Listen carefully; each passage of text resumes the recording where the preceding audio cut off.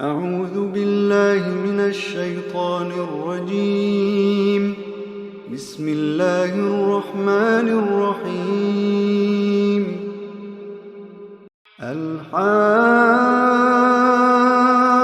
الحاقة ما الحاقة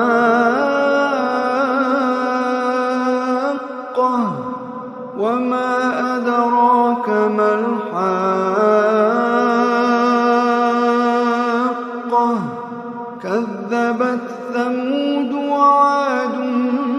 بالقارعة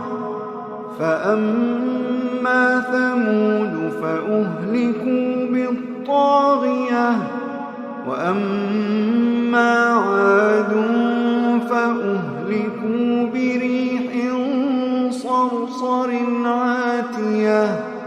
سخرها عليهم 7 ليال و8 سخرها عليهم 7 ليال و8 أيام حسوما فترى القوم فيها صرعى كأنهم أعجاز نخل خاوية فهل ترى لهم من باقية وجاء فرعون ومن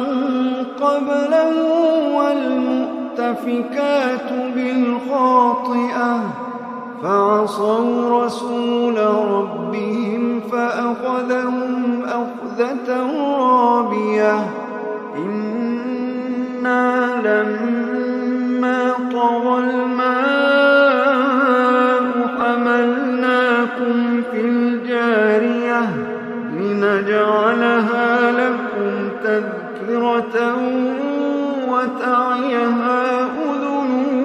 واعية فإذا نفخ في الصور نفخة واحدة وحملت الأرض والجبال فدكتا دكة واحدة فيومئذ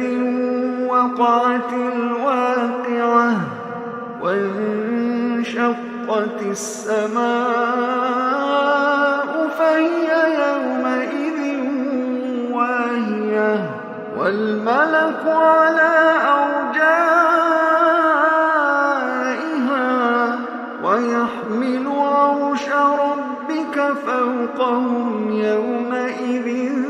8 يومئذ تعرضون لا تخفى منكم خافية يومئذ تعرضون لا تخفى منكم خافية فأما من أوتي كتابه بيمينه فيقول هاؤم اقرءوا كتابيه إني ظننت أني ملاق حسابيه فهو في عيشة راضية في جنة عالية قطوفها دانية كلوا واشربوا هنيئا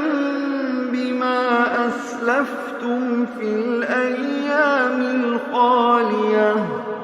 فهو في عيشة راضية في جنة عالية قطوفها دانية كلوا واشربوا هنيئا بما أسلفتم في الأيام الخالية وأما من أوتي كتابه بشماله فيقول يا ليتني لم أوت كتابيه ولم أدر ما حسابيه يا ليتها كانت القاضية ما أغنى عني مالية هلك عني سلطانية خذوه فغلوه ثم الجحيم صلوه ثم في سلسلة ذرعها 70 ذراعا فاسلكوه إنه كان لا يؤمن بالله العظيم ولا يحض على طعام المسكين فليس له اليوم هاهنا حميم ولا طعام إلا من غسلين لا يأكله إلا الخاطئون فلا أقسم بما تبصرون وما لا تبصرون إنه لقول رسول كريم وما هو بقول شاعر قليلا ما تؤمنون ولا بقول كاهن قليلا ما تذكرون تنزيل من رب العالمين ولو تقول علينا بعض الأقاويل لأخذنا منه باليمين ثم لقطعنا منه الوتين فما منكم من أحد عنه حاجزين وإنه لتذكرة للمتقين وإنا لنعلم أن منكم